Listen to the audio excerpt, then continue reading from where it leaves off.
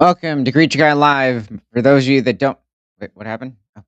For those of you that don't know, my name is Ethan. We're gonna get into some fun animal news from around the world, whether it's from prehistoric to current time, and to take a look at some interesting animal videos. Let's start off with from Sci News. Acrothalus, new dinosaur species from Canada. So this is a bit of an earlier article, and I also have done a video on this as well. Paleontologists reporting in the journal Nature Communications have identified a new species of bone-headed plant-eating dinosaur that lived about 85 million years ago in what is now Alberta, Canada.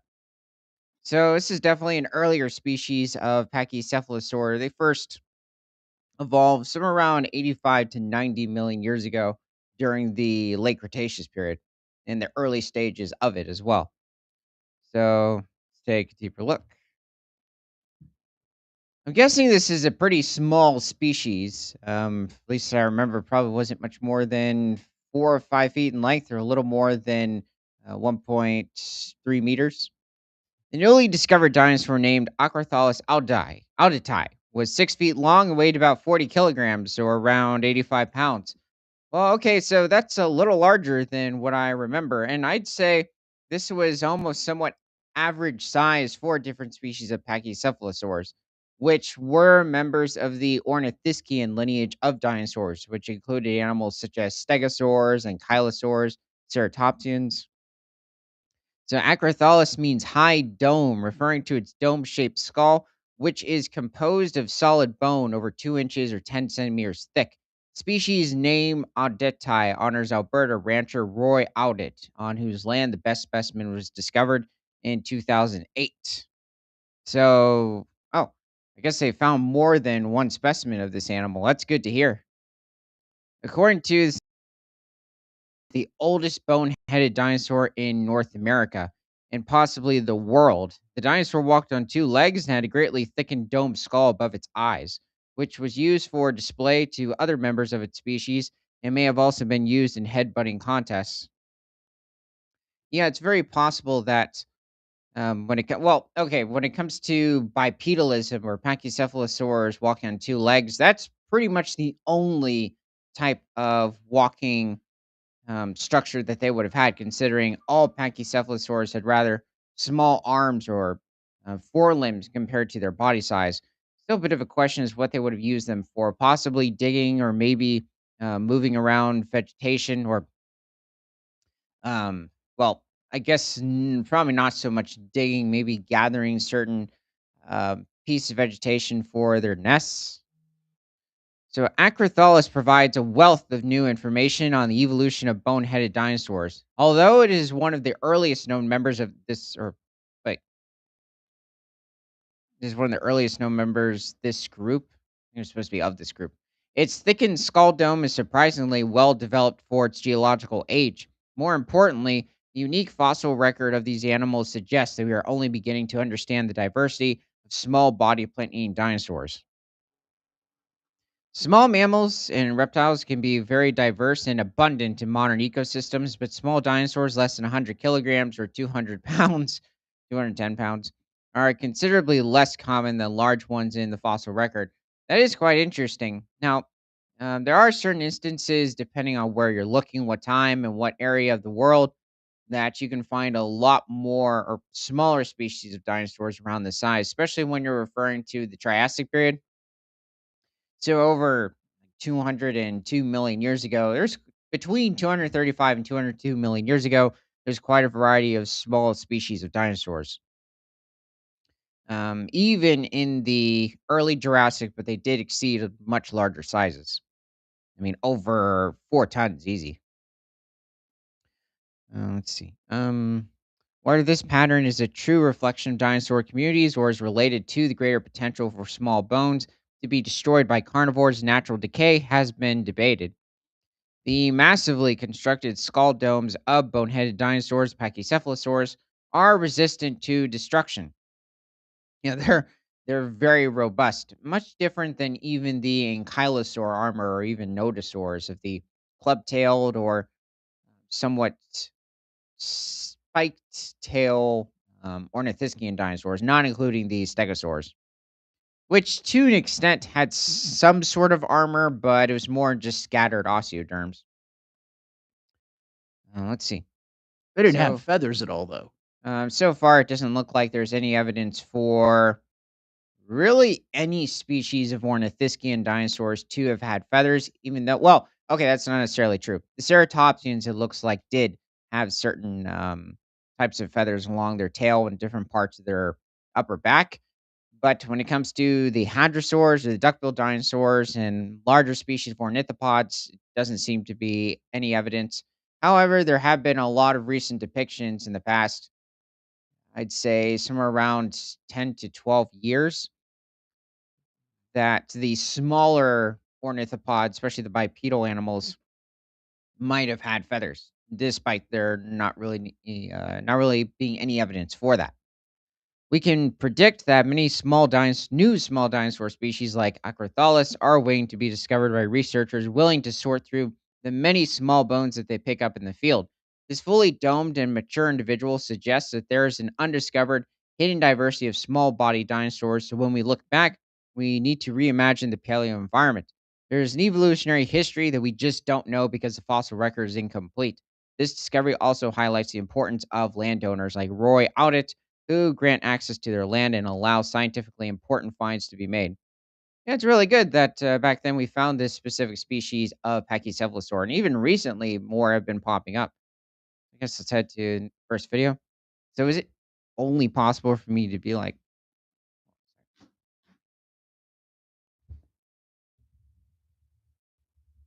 What?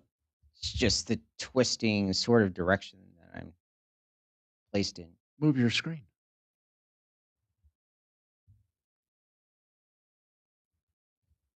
No, I Not your just meant, body, your screen. I mean, okay, hold on.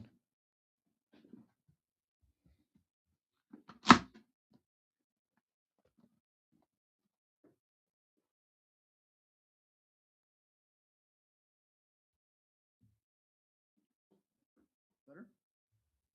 yeah.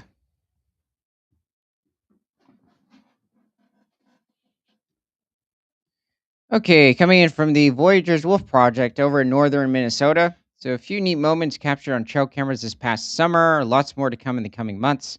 Hold on a second. Is this recently? Yeah. So we just started the long process of wading through the seemingly endless hours of trail camera footage. Our 350 plus cameras collected this summer from April to early November. We likely captured somewhere around 8 to 9 continuous days of footage during this period, so it takes a while to download and watch all the footage, and even longer to go through and extract the biological data we want out of the footage. What animals were observed, what were they doing, etc. But obviously, with so many eyes in the woods, we inevitably capture lots of cool happenings on camera.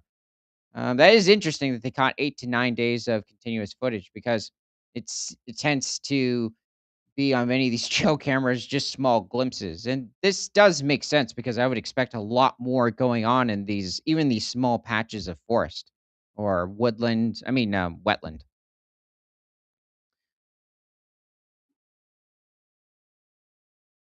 Okay, that seems to be healthy moves. I'm guessing it's somewhere in like maybe early, late September. Seems to have already been wallowing in some wallow. This cougar also seems pretty healthy. I wonder if it was a female though. What was that? Bobcat. Oh, there's a doe. Wonder how long of a time span like in between was between the bobcat and the whitetail. This seems to be a healthy pack.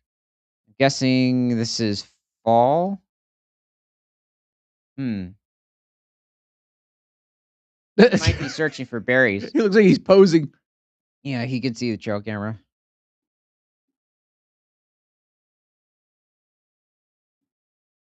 Oh, yeah, he found it. He's just making sure it's oh. Oh, well, these are definitely younger male moose. Are they out at night, or is it that it was just early in the evening or late early in the morning? Or late in the early in the evening or early in the morning? And moose can be quite nocturnal and diurnal as well. So, So diurnal being active during the day, nocturnal at night. but one looked like they wanted to eat, the other one looked like they wanted to play. Those were bucks, young bucks as well. Oh gosh, I guess these guys are probably around 3 years old, maybe. These are very small antlers coming in. This is also a young buck as well. That doesn't look like a game trail. Mm, Yeah, it's just that bit of a clearing. And we're back to these guys. I keep forgetting that this a lot of this taking place during the fall, even though they mentioned from April to November, and April's first month and a half of spring, at least in the northern hemisphere. Now, technically, you could say that April's can be the start in some areas of the dry season, especially like over in Kenya, Nigeria. So, from SmithsonianMagazine.com, these lazy bats are super efficient killers that carefully conserve energy to attack at a moment's notice. Wild fringe lipped bats spend just 1/10 of the night in flight, but they can precisely snatch a calling frog and nab prey that rivals their own I size. found this right before we started. In the pursuit of radio tagged bats, Leonie Beyer has gotten her truck stuck in the mud in the middle of the jungle with no cell phone reception.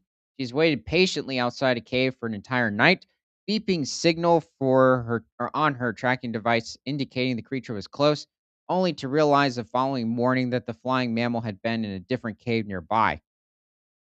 She has waded neck deep into a flooded underground passage, sometimes diving under root clusters to reach her quarries. That's because she must collect the tracking devices glued to the bats if she hopes to recover the precious data contained on them.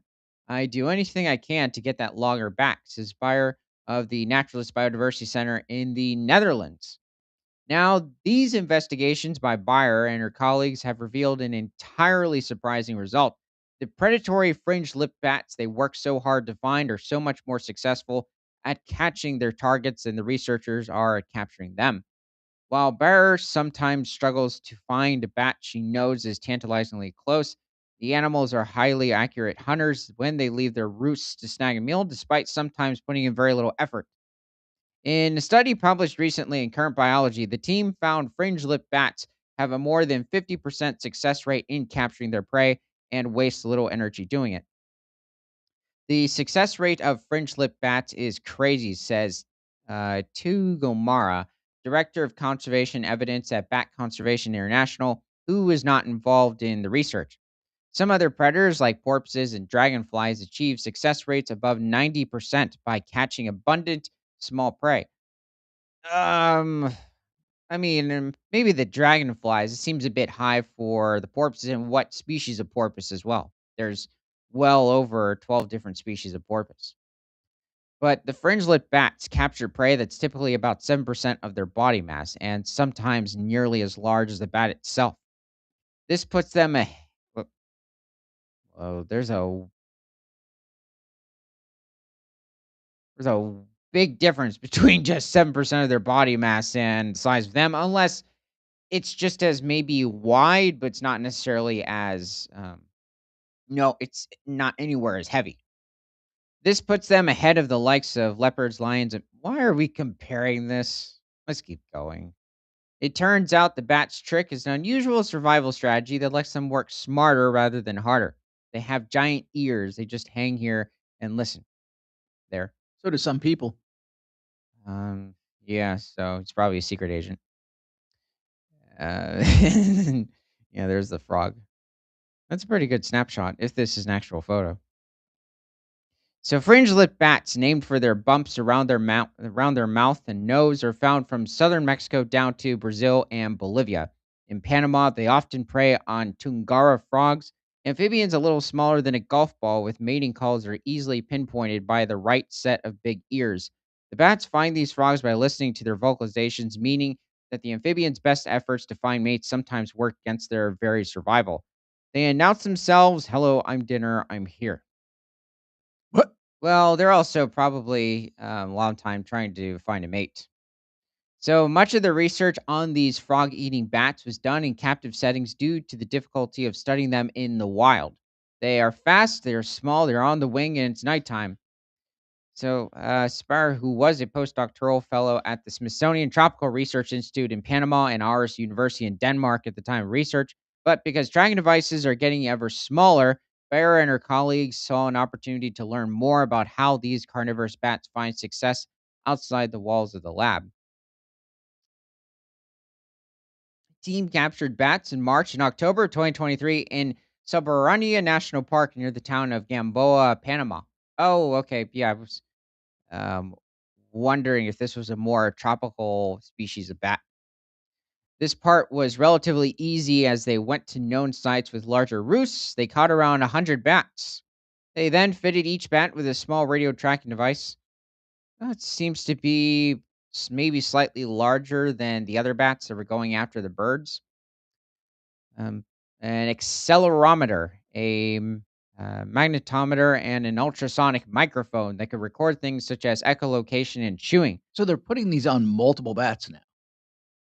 Yeah, this is probably pretty common with most species that are being tracked. I'm not sure if they've done this to all of them. It's certainly possible. Okay, so that could record things such as echolocation and chewing.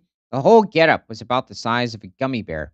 They affixed these to the bat's back fur using a skin glue that dissolves after a couple of days. Between 1 and 5 days later, Bear and her colleagues went back to the same area where they caught the bats and they homed in on the trackers using radio telemetry devices. Given the difficulty of finding a tagged bat, the team got back workable data from only about 20 of the devices. The rest either didn't work or the researchers couldn't find the bat again. It's difficult, but to me, it's also the most fun part. Once the bats were caught, the researchers removed the trackers. They also weighed and measured the bats, took fecal and hair samples, and counted parasites. So what we found mostly was that they don't do too much. That was the most astonishing for me. They spent only about 11% of their time flying. The rest was sleeping, eating, or waiting, perched on tree branches or other structures, listening for prey. It's a pretty incredible insight about a bat. Listening to the recordings, Bear could visualize what the bats were doing when the auction did kick off. She'd hear a chorus of frog calls nearby and sometimes the echolocation of other bats. Then the subject would take wing, motion confirmed by accelerometer and magnetometer. All of a sudden, you can hear one frog getting really, really loud, then it goes quiet. More flying ensued, then the clear sound of a bat diving into a lip smacking meal. Baron likes to mimic the chewing music. Okay. Um, It wasn't always small frogs. In one case, Bear was straining to listen to low volume sounds on the recording. Then she says, "My ears almost exploded." Whatever this bat had caught was putting up a real fight and loudly. She found several more of these cases with what sounded like larger prey. The struggle usually ended up with a crunch. Bear assumes it was the bat. It was the bat biting into its prey's skull. Yeah, that makes sense. It's a quick ending. Bear's team used the length of a bat chewing to estimate the size of its prey. In one case, the bat ate for nearly a half an hour, much longer than the average 8 minutes it takes to consume a tungura frog. That is a long time. I'm quite shocked that this small of a creature takes this long to eat just a single organism. Well, considering that other Even bat pulled apart that bird mid-flight and eats it before it falls. even yeah, I was just thinking for just small creatures, it would be a relatively short amount of time. The 8 minutes seems like a long period as well. Accelerometers showed the bat likely fell asleep after starting the meal, then woke up and began to chew again without leaving its perch. These bats don't even let go when they fall asleep. Um, hmm, it sounds What? That's sounds just like certain people. The cycle, which when it comes to people, is kind of sad, but for the bat, that's actually quite fascinating. The cycle happened several more times. It took the bat 84 minutes of eating time spread throughout half the night to finish with this food. Whoa! What did it? What's it gorging on? Is my question. I think it's just amazing. It's like it held on to its. Um, fell asleep eating its steak, woke up, kept yeah, eating it. I guess. Yeah, I don't know what else you would compare it to protein wise. Follow up experiments revealed that whatever the creature was, fringe lipped bats also prey on lizards, hummingbirds, and even other bats. It was nearly as big as the predator itself. The largest prey caught by the bats ranged from 17 to 30 grams. Um, that's definitely not small compared to certain bats. So let's see. But most often, the bats consume prey of about 1.7 grams, which roughly aligns with the size of a tungara frog. Okay, it's an interesting depiction. So while bats did sit around eavesdropping for frogs, they also hunted more actively. Just over half of their attacks were launched from flight rather than from a perch. They seemed to hunt chirping frogs more from the air, possibly since the amphibians' loud calls can be more easily heard over the noisy atmosphere of flying, the researchers suggest.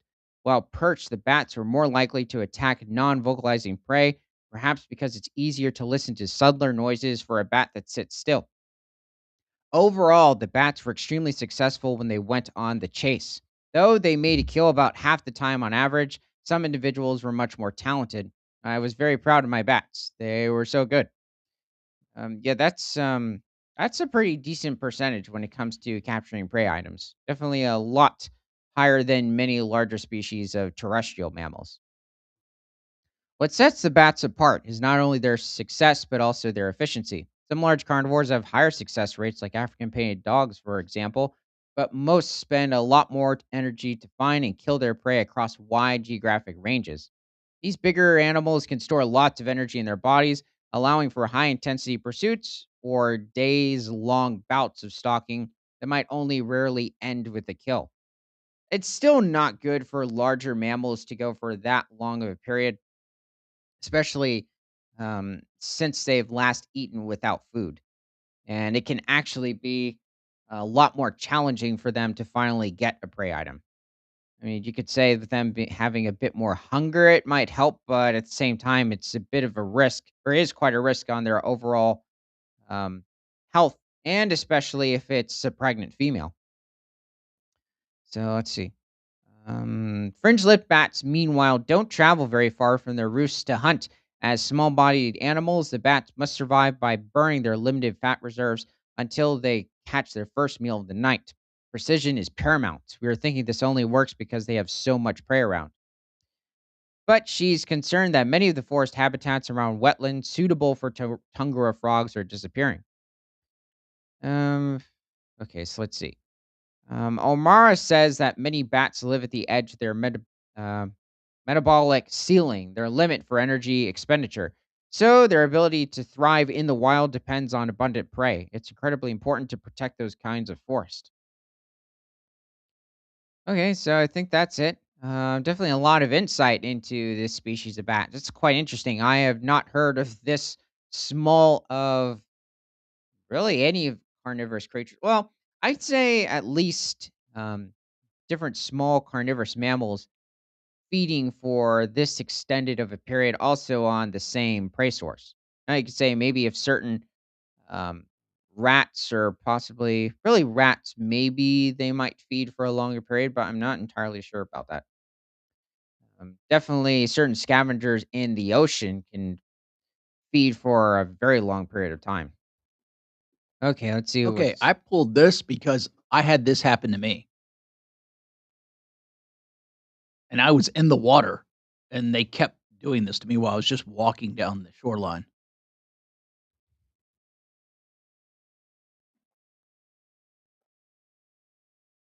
Oh, stingrays. Yeah, Wonder what species that is. There's a wide variety of different species of stingrays. it was weird though, because I stepped out of the water, they went away. I stepped back into the water, they all came back again. They were literally swimming almost right past my feet. Yeah, I'm not sure at the moment why specifically stingrays do that. I don't know, they're waiting to be fed, or they just think it's funny. Um, yeah, there's something behind that. It could be a feeding incident. Can't think of what else though.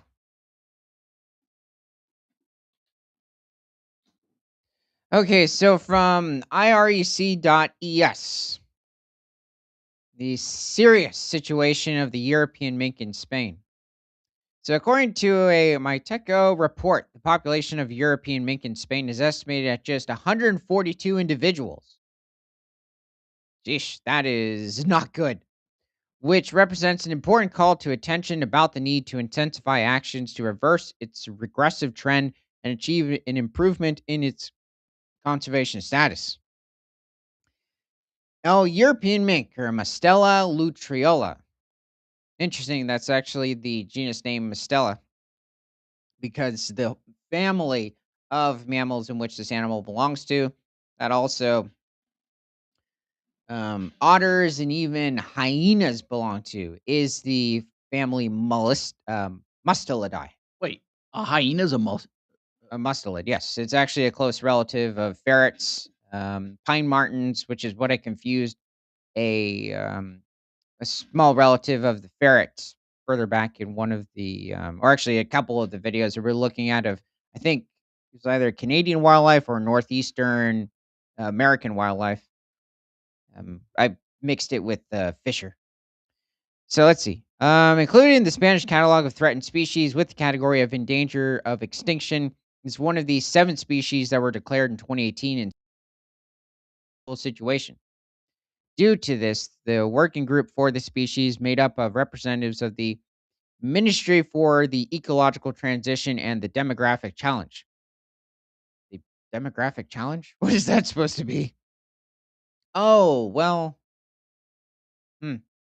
Of the autonomous communities where the European mink is present, and Spanish experts on the subject detected as a priority the need to know precisely the distribution and population size of this threatened mustelid, for which the implementation of a project based on non invasive sampling at the national level was planned in 2022.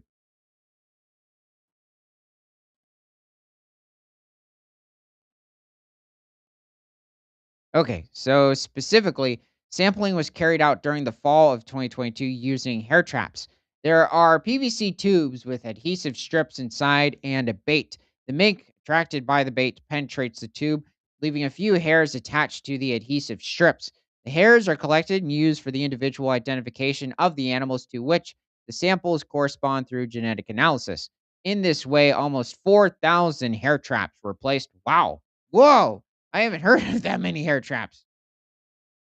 Were placed throughout the known and potential distribution area of the European mink. and for people don't know, what is that?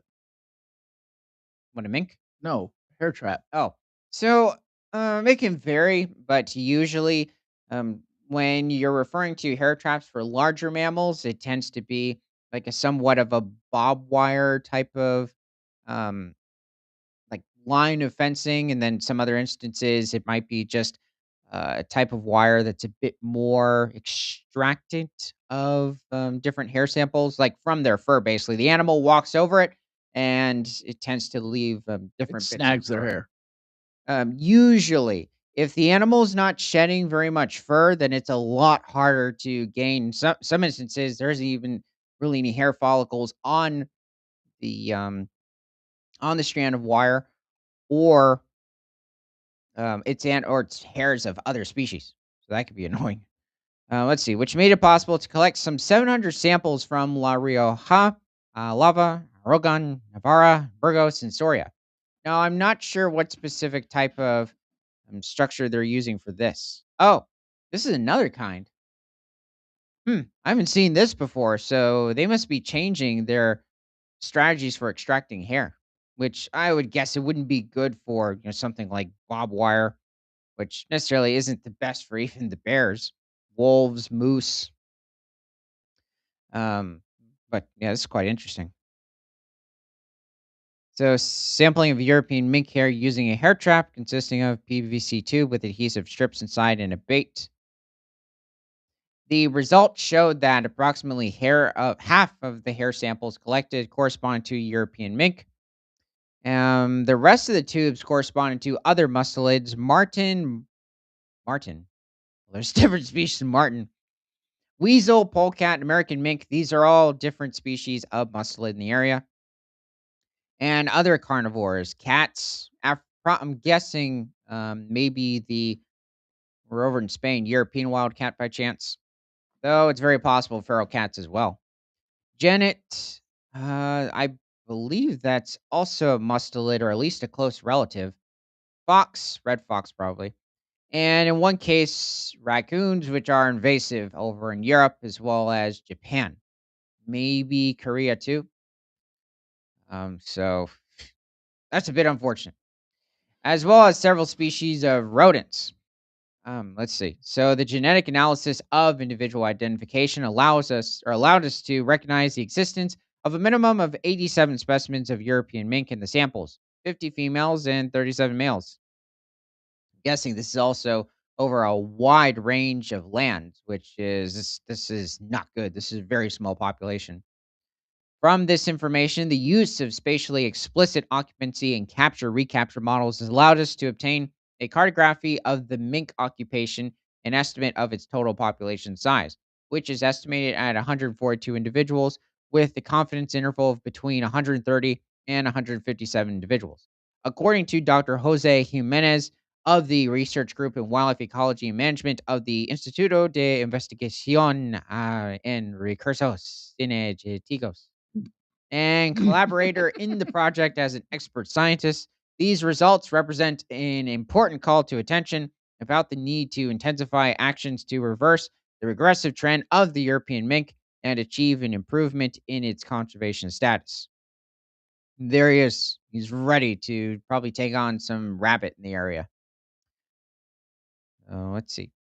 So Spain has a great responsibility in the conservation of the European mink at a global level, since only three subpopulations survive in the world. In the northwest of Europe, Russia in very limited areas. Um, that would be northeastern Europe, somewhat. In the southeast of the European continent, Danube deltas. Oh, okay. And of the Dniester in Romania and Ukraine. The Danube is a large river over in southeastern Europe. And in Western Europe, northern Spain and southwestern France. For all of them, a reduction in the distribution area of more than 95% has been estimated since the mid XNUMX. Oh, oh gosh, those Roman numerals. It's not hitting me. Maybe 1800. I'm not sure. Geologically, a very tiny, small amount of time, but still horrible for the mink. So, some of the steps identified to resolve the dramatic situation of the European mink in Spain include the promotion of their breeding in captivity and the intensification of the fight against the American mink, included in the Spanish catalog of invasive exotic species and one of the main threats to the European mink. Yeah, that's the problem with the American mink is that this animal is extremely invasive over in Europe and it also outcompetes the European mink as well. So, I'm definitely for the hunting of American minks. So, like, despite them being quite closely related, they are American minks are not supposed to be over in Europe, and I think they're even wreaking havoc in a lot of different areas in Russia, different Russian forests too. And well, this is the European mink. But, it's kind of like with the European red squirrel and the gray squirrel, and I'm not sure if there are certain American red squirrel populations, but you have it where gray squirrels, possibly fox squirrels, but definitely American gray squirrels over in Europe, especially the British Isles, have been wreaking havoc in, these remaining areas of forest, and the European red squirrels have had a big problem because they have a really tough time competing with them. So or they can't coexist with each other. So, let's head over to the next video. So, back on the Voyager's Wolf Project seems to be over in winter. So, it looks like we're also gonna be focusing on the Mithrander pack of wolves over in, I'm guessing, some part of the Superior National Forest. I'm not sure how large this specific protected area is, but it is over in northeastern Minnesota. Oh, okay, so we have not the pine marten, it's somebody else, not hitting me. Okay, well, this is definitely over in the summer. And maybe. Definitely a dense area of trees right there. As you can see, there really isn't any plant life growing. That is not good. It's just a little bit of moss here and there. But this red fox seems to be placing his scent in this specific area. There's a couple raccoons. They are native to the region, so they're a good sign. a little more plant life in the background, so maybe a oh, yeah, it's a bit more open forest, so it just seems to be right there. And here's a collared, wolf. Probably the, what, Mithramptor pack, I'm guessing. That's good to see. Oh, this is definitely a healthy individual. He's not colored. Looks quite, curious as well, or excited about something. Eh, It's female moose. Hmm.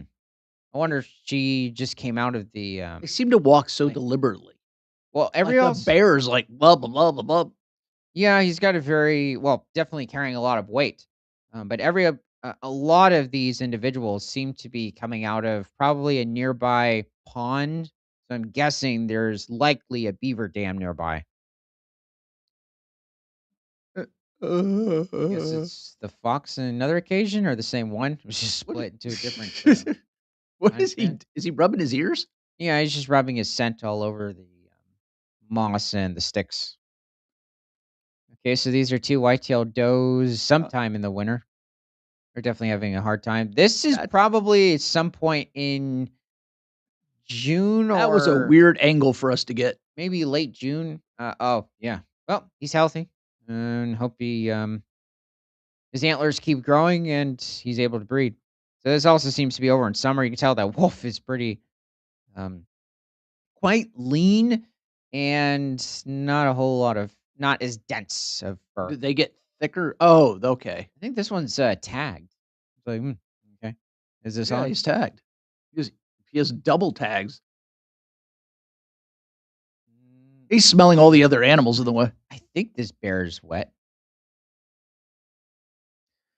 Okay, so we have another moose. I think this is all during the summer, but They I come can't up to the trail cam. I think it's a male. We could see that little bell under his chin. Here are some whitetails. All of these bears seem to be wet coming over. There's got to be a pond nearby. And they're all I like how all the animals are um checking up on the camera. Like, okay, is this still working? Okay.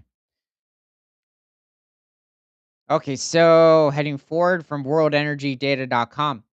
More than 80% of flying fox colony wiped out as January heat waves kill thousands of bats. Oh, ouch. That's not good. Where did this occur? Oh, and he's dead. This is very dramatic. Save us. Battery's just laying down. He's like, "I'm hot." Yeah, I don't think he's alive. A colony of about 1,000 flying foxes in a South Australian town. That's not even a large population. I was expecting maybe hundreds of thousands at least. Has been shattered by the intense heat that gripped southeastern Australia last week, with more than 80% of the camp at Norcorte wiped out. About 100 bats died at Brimbant Park in Melbourne's northwest last week, after thousands perished earlier in January. That is sad. Wildlife Victoria, which sent teams to nationally significant camps in northern Victoria, estimated more than 700 gray-headed flying foxes died at Tatora from a camp of 5,000. That's a big loss. In Adelaide's Botanic Park, a coordinated effort by park staff, wildlife vets, and volunteers helped limit deaths to a few hundred, even as temperatures in the city climbed to 44.7 degrees Celsius. I think it's in the hundreds when it comes to Fahrenheit. That's hot. Thousands have died nationally since the start of January this year. In Victoria, Government Wildlife Update estimated 1,700 had died at a handful of monitored camps, nearly 5% of the state's population. I understand these are supposed to represent protected areas, but I keep thinking of like the bats were in a concentration camp. Um, oh, okay. Temperatures above 42 degrees Celsius are known to cause mortality in flying foxes. So, Oh, going here? can we? No. Maybe. Hold on. Let's see. My problem is with the Guardian, you never know what they're gonna do. It's with most of the article websites or newspapers. More see, let's see. So it's back in January or recently. So only 180 bats survived intense heat in South Australian town, including 34 babies that carers say faced months of recovery. It's 111 degrees Fahrenheit. Ouch. Jeez, It was that'll it roast. said 44 degrees, right? Yeah. There's a certain species of ant in the Sahara Desert that I believe can tolerate a certain higher temperature, but for maybe 10 minutes.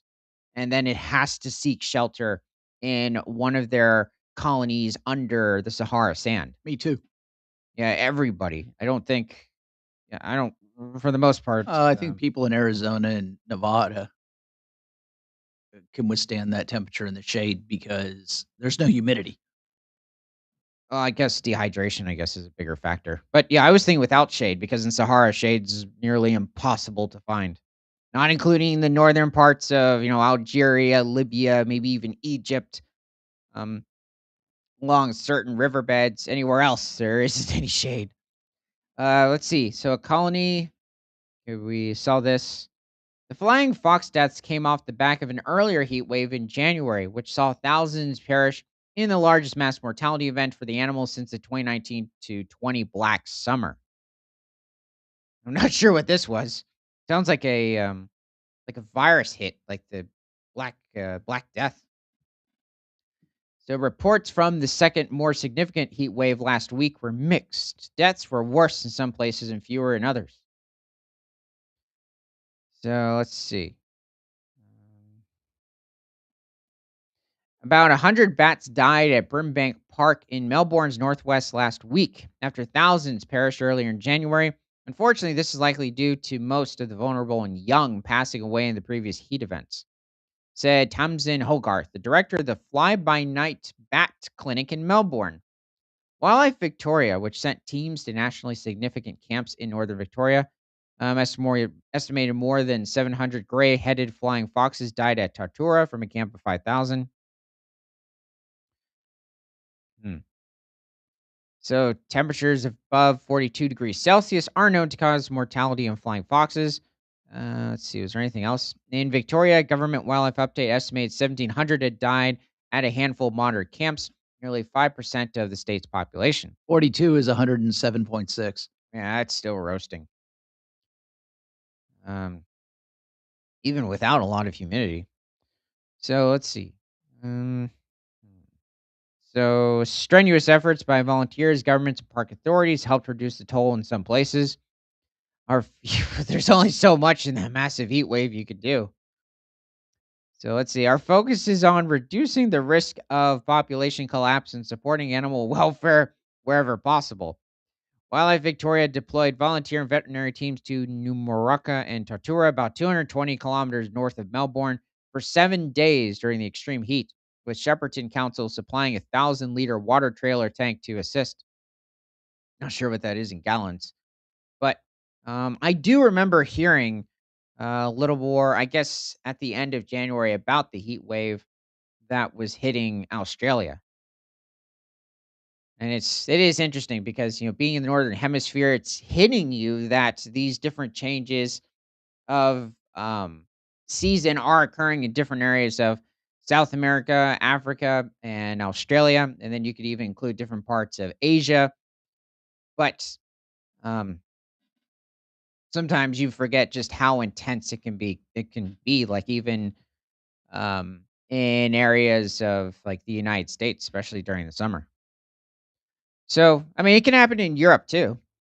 So, we have worked together to mist the canopies and bring down the ambient temperatures, said Wildlife Victoria's chief executive, Lisa Palma. This work is incredibly hard. It's physically demanding. It's long days in extreme heat, and it can be emotionally challenging to witness animals suffering. I bet it is. You're dealing with hundreds, if not thousands, of just heat stroked animals, and Milk. they're Is also that a younger. baby? Yeah, younger ones. I'm guessing so. Yep. Doesn't look small. 34 underweight and dehydrated babies. Well, it could be depending on the species of bat. Especially a lot of fruit bats can become huge. In Adelaide's Botanic Park, a coordinated effort by park staff, wildlife vets, and volunteers helped limit deaths to a few hundred, even as temperatures in the city climbed to 44.7 degrees Celsius. Sprinklers were operating in trees and on the ground, with volunteers misting bats in distress to help cool them down. The park was closed to the public, preventing animals from lifting onto or in off into the air when frightened. That's 112.5 degrees Fahrenheit. Yeah, that's pretty roasting. So let's see. Thereby saving vital energy. Memmer said there had been no reports from the small camps near Port Pirie and Port Augusta, where flying foxes likely struggled as temperatures reached the high 40s, with Port Augusta reaching 50 degrees Celsius on January 30th. Whoa. Oh, Ah, hold on. I'm guessing it's going to be pushing 120 more. Caring for rescued animals came at a It's cost to birds. 122. Sheesh. That, yeah, even those ants are going to be headed underground. That is, That's like getting cooked. yeah. With bats needing up to about 350 grams of fruit per bat per day. It could take months for babies to be released to the wild. Bat Rescue South Australia would be cutting about 35 kilograms of apples, or what, 75 pounds, pears, rock melon, and grapes a day to feed bats in their care. That's a lot of fruit and a lot of money. I think what it really is, it's just, That just shows that bats are fruity. yeah, but it's quite physically intensive. I mean, psychologically too, because you're having to, take into account what each bat needs. That's ongoing past the heat event. Once the heat's gone, the focus is off. That's actually when the biggest struggle starts for us, the financial struggle. Well, sheesh, that heat wave needs to stop. So, let's head over to the next video. So let's see. Bears versus trail cameras. Guessing this is somewhere further up north. Not sure where. He's coming out of a pond. Maybe a beaver created this area too. And yes, he is adjusting his camera. I know, isn't that funny? Right over the camera. Hold on, I've got one more for right now.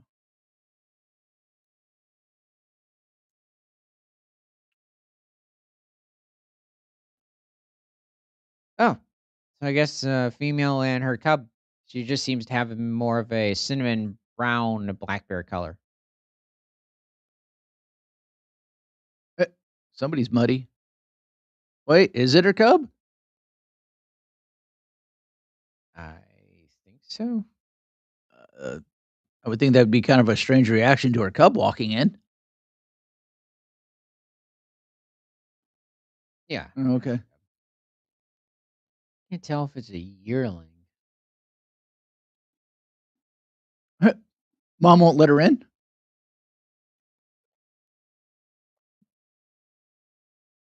Just Are seems we sure interesting. that's her cub? It's just wondering for a bit. I guess no, we're not completely sure. This is back in July of 2020. So she's hot. Yeah, I mean, depending on where this is, I'm guessing possibly some part of the Cascade Mountain ranges over in either Oregon or Washington, judging by all of the fern foliage. Not that you can't have certain species of fern occur in the eastern United States, but just looking around maybe at the trees, this is extremely dense because ferns, especially in the eastern United States, they're also not as plentiful in species, but you don't usually find them in this plentiful of a situation. Though it might also depend on how healthy a forest is as well.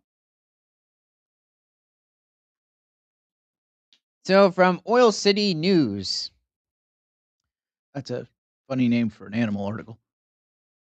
feds provide peak at National Elk Refuge Plan. Keep feeding bison, cut off elk at 7% chronic wasting disease. Yeah, this is odd what occurs here. So, they do supplementally feed the animals during the winter, which I always think is a bit of a concern for disease outbreaks and a bit of a waste of hay. Um, so, let's see. What's going on? Oh, so this is by the Grand Teton National Park. So this is part of the Greater Yellowstone ecosystem. It's just down in the valleys. There's no saying what exactly the National Elk Refuge will propose when it rolls out its long awaited plan detailing how it will handle a deadly disease forecasted to drastically reduce Jackson Hole elk populations, crushing hunting opportunities in the process. But a new scientific analysis by the U.S. Geological Survey provides a first glimpse of likely components in the refuge's preferred option for dealing with chronic wasting disease on a 25,000-acre federal property where thousands of elk have been fed and unnaturally bunched up since 1912. I'm guessing this is like, are they fenced off somewhat, or that's a huge area though? Um, hmm. How do you fence off elk? No, well, yeah, because they jump. Yeah. Um, yeah, I mean, a high enough fence. I mean, somewhere around 8 to 10 feet, and becomes quite challenging for them. They That'd can, be a I, huge amount of fence. yeah, I mean, there's large areas over in different parts of sub-Saharan Africa where they have quite a bit of area fenced off. Specifically, the U.S. Fish and Wildlife Service may roll out a proposal that calls for perpetual feeding of the Jackson bison herd, species that's immune to CWD, for the Jackson elk herd. Meanwhile, feeding would continue until rates of always lethal chronic wasting disease reach 7%. 7%? That's a bit of an odd number. Drop your mic a little, just a little. There. Let's see if there's anything else going on. The USGS analysis predicts what will happen if the refuge opts for increased hunting and a 7% CWD threshold for determining when to stop feeding elk. By year 20 of CWD spreading in the herd, rates of the disease will reach an estimated 25%. The population will fall as a result, declining 26% to an estimated 8,100 animals.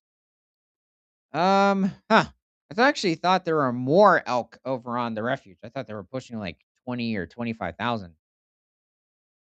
Paul Cross, the USGS research biologist who authored the report, described the particulars of so called alternative D as a middle ground.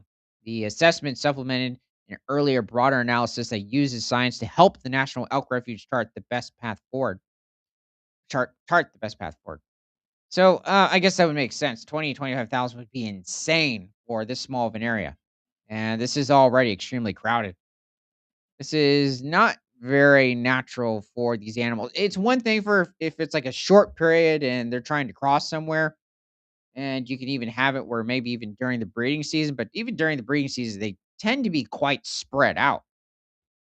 Even when it comes to animals such as reindeer, caribou, wildebeest, zebra migrations, they're not usually bunched together for a long period of time. Whereas an elk refuge, it's a big concern because they consistently do it. So elk feeding began more than a century ago and has successfully increased winter survival and kept wapiti out of winter hay lines. Oh, that's why they're doing it. So they don't go out of the refuge and start eating other people's hay. But I would think you should probably have some of these animals, hunted because it doesn't seem like there are any wolves focusing on them. But the practice is considered antiquated, spreads disease, truncates migrations, and poses an unprecedented threat to elk populations because of just arrived CWD, which is always lethal. The particulars of Alternative D were selected based on discussions with wildlife managers. Cross said, naming the National Elk Refuge and Wyoming Game and Fish Department. Notably, Brian Nesvik, a former Wyoming Game and Fish director, now oversees the poorly resourced wildlife refuge system. That includes the National Elk Refuge. He was confirmed as the U.S. Fish and Wildlife Director in early August. The forecast for Alternative D is more favorable for elk and elk hunters than if the National Elk Refuge goes with unchanged feeding. In the earlier analysis, that prognosis was for CWD to infect 35% of the Jackson elk herd, a rate that modeling predicts would slash the population by more than half, down to 5,200 animals. That's quite a slash in population. The modeling assumed starting points of 11,000 elk and 1% CWD prevalence, both higher than the on the ground conditions today. Elk fare similar under Alternative D to the herd's prognosis if the refuge were to stop feeding cold turkey, the analysis shows. but the newly modeled scenario performs better in other respects. If you don't feed, then elk and bison are going to be in other places more often. That results in more calls to Wyoming Game and Fish, more complaints, more elk running around with volleyball nets on their head. Um, What? because there have been certain incidents in, I guess, different areas where there are certain just volleyball nets that elk have gotten entangled in them. So that isn't a new thing. And even mule deer occasionally. I haven't seen it with moose in the region, but it probably happens elsewhere. Whoa, that is that's a lot of wild herbivores in a small area. How would they eat? Yeah, they couldn't. That is massive overgrazing in this instance. Even the sagebrush isn't showing up. Usually, where you see elk and bison wandering, there's plenty of sagebrush available, unless it was mowed somewhat. Bison chowed down on alfalfa pellets on the National Elk Refuge in March 2013. It's just funny, but it also takes away from that, wild essence. And then you hear, yeah, we've got thousands of bison and elk, and we're just supplementally feeding them the hay. It also makes you wonder sometimes why hay can be a bit more expensive, but I wouldn't think it has too much of an impact on it. The Fish and Wildlife Service did not authorize National Elk Refuge staff to give an interview for the story. It's not entirely clear when the refuge will release its final bison and elk management plan, although its website says this fall. Huh. The current plan dates to 2007 and mostly hasn't worked to achieve one of its major goals, reducing elk feeding by 50%. It's also unclear how much the preferred alternative in the forthcoming environmental impact statement will differ from the alternative D assessed by USGS. They've changed multiple times already. I don't know if conversations are ongoing or not. There are elements of Alternative D that the Wyoming Game and Fish Department has supported, said Brad Hofinga, who supervises the agency's Jackson region. We were definitely supportive of continued feeding of bison. There are still ongoing discussions about chronic wasting disease thresholds that could idle alfalfa trucks on the National Elk Refuge. Game and Fish in a general sense will be pushing for an option that's more in line with its state level feed ground management plan. That's been our goal all along. Wyoming's first ever feed ground plan, completed in 2024, does not compel reform or call for closing any feed grounds, though it allows for halting feeding so long as consensus is reached with traditionally pro feeding parties like ranchers and hunting outfitters. The chronic waste and disease threshold for stopping elk feeding, including included in the recent analysis, was not chosen arbitrarily. The threshold was based on 2016 research. That study concluded that animals gathered on the National Elk Refuge will be pushed into a state of population decline once CWD prevalence in cows reaches 7%. Hmm. Okay. Well, yeah, this has always been concerning, especially ever since I first heard of supplemental feeding. Like, I didn't think, why would you do this? And I thought, okay, this might make sense if a certain animal is having a bit of problem with its population. Maybe it's competing with certain invasive species or just more abundant native species in the area. That's fine. And I was also thinking mainly of predators too. Um, but you could say they might get used to people in that sort of way. But there is no low population in this instance. And yeah, this is a big issue. So let's head over to the next video. Okay. Wait a second. I mean, it certainly is possible. So, hawk and a cat.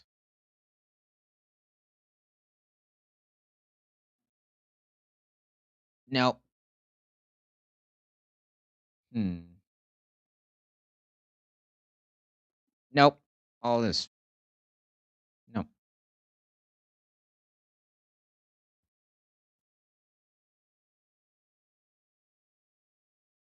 It looks a bit more realistic than certain other AI animals, but no.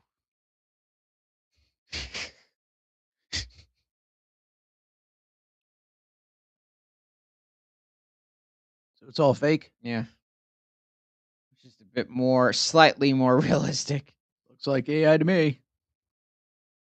Hold on, one more. Did the hawk turn into a groundhog at one point? That's what it looks like the other person posted underneath. Okay, I just think they're good looking. Okay, this might be realistic. So some Canadian lynx on trail camera further up north somewhere. Maybe some part of the northeastern United States. And out of frame. Oh. Hold on.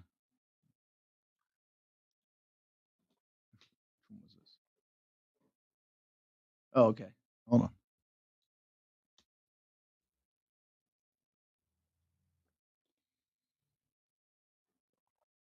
So, okay, so some bull moose over in Alaska. Oh, I think I might have seen this. Yeah, along one of the major roads. Yeah, it's a really good looking bull. Actually, this might be over in like Denali National Park in Alaska, which I think is 4 hours north of Anchorage. This is an amazing rack. Yeah, that's a good looking. That's a good looking male. I mean, this is probably at some point in late September.